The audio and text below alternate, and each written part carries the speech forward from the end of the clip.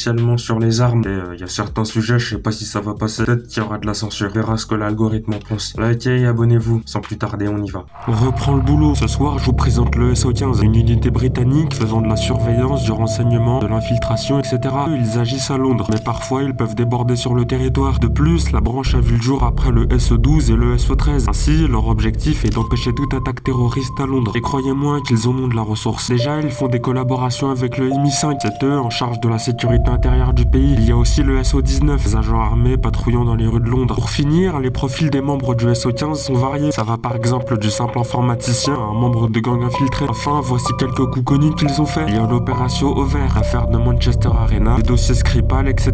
Ils sont putain de chauds ces mecs. L'antivirus, allez, on va en parler avant que tous ces bâtards se mettent à rappliquer. Bah, c'est une sorte de bactérie que les rongeurs tels que les souris, etc. apportent en eux. Ça ne leur fait absolument rien, mais sachez que c'est transmissible. Surtout si l'homme respire accidentellement des déjections de rongeurs contaminés, des odeurs infectées et dans l'extrême une morsure sur la peau. Je vais être honnête avec vous, bon courage si vous êtes atteint. Premièrement, vous allez avoir un début de grippe. Ensuite, les symptômes vont varier. Ça peut aller du simple maux de tête à l'infection des reins. Bien sûr, il y a d'autres symptômes. Et ça peut rester pendant plusieurs semaines. On note de 1 à 5 semaines. Pour finir, le virus peut tuer. Si vous refusez de vous faire prendre en charge, vous allez y passer. Donc pour votre bien, allez à l'hôpital. Bon courage mes amis, et soyez épargnés. Les armes du Kremlin. Après une enquête minutieuse des Américains, il a été révélé que Moscou sera en possession de satellites militaires capables d'exterminer d'autres satellites dans le plus grand des secrets. Je ne sais pas si vous le saviez, mais les satellites en orbite font partie tourner le monde. C'est grâce à eux que les informations sont traitées à la seconde. Et chaque pays peut observer chez son voisin sans problème. Pour revenir aux renseignements, le programme se nommerait Niflir. Des engins qui à première vue sont normaux, mais une fois dans l'espace, lâcheront une matière assez inconnue pour détruire un satellite ennemi de manière autonome. D'ailleurs, certaines branches américaines pensent aussi que des satellites peuvent être équipés d'armes nucléaires, mais ce n'est pas complètement sûr. Pour conclure, les Russes sont bien joués, parce qu'ils pourront détruire ce qu'ils veulent et personne ne sera au courant, par un message rouge sur un écran.